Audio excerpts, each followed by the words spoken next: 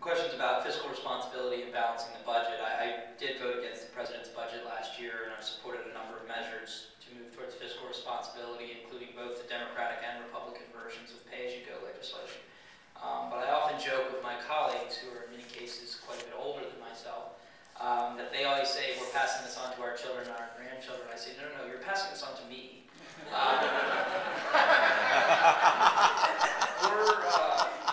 We're not 50 years away from this crisis. We're 15 to 20 years away from this crisis. That's going to be in my prime earning years, in my generation's prime earning years. So this is a very real issue to us. But again, like with so many things in politics, I think we have to distinguish symbolism that sometimes borders on silly with the substance. Our deficit right now, or our debt right now, is not really the 11 or 13 trillion or whatever. It's 70 trillion. It's 70 trillion because that's the unfunded mandates going out on Medicare, Medicaid, VA, and other expenses that are entitlement programs. We will tie ourselves in knots about 5 million here, even 5 billion there, which is significant, but it's really deck chairs on the Titanic that is sinking in terms of the overall fiscal responsibility equation. I also do believe last year was a Keynesian moment.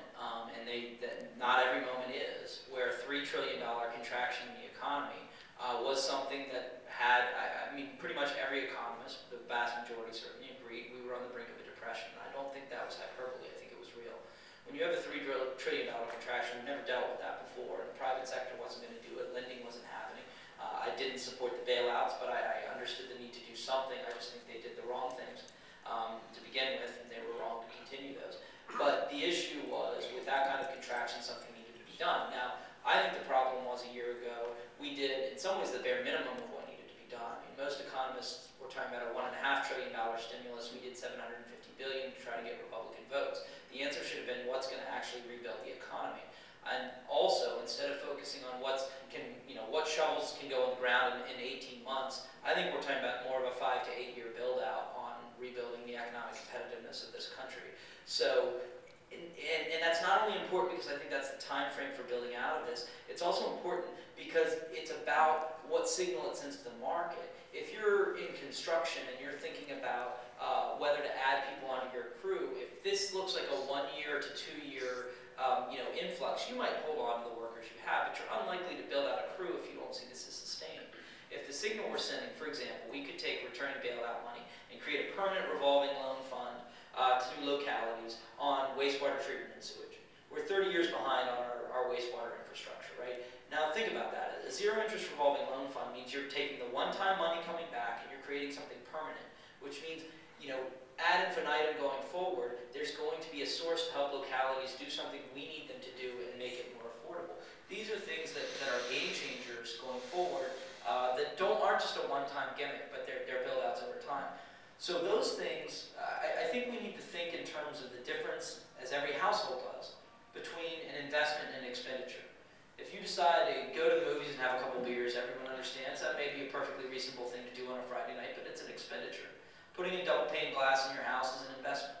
Same thing with what we're doing. When you invest in education and workforce development, when you invest in infrastructure, when you're investing in competitive advantage, that's an investment.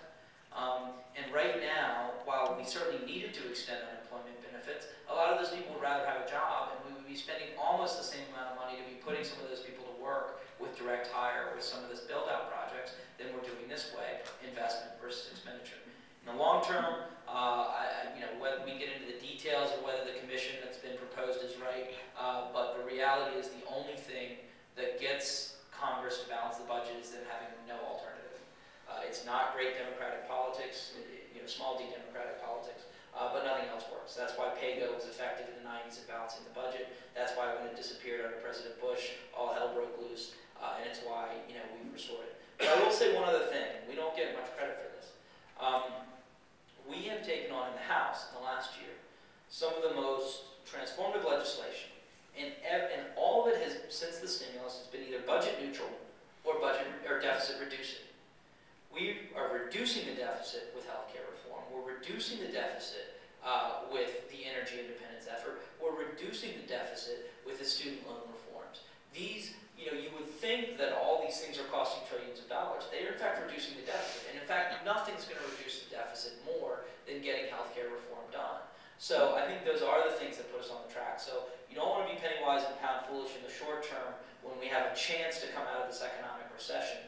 But you also need to send a signal for investor and consumer confidence that we're serious about getting this thing under control, not in 30 years,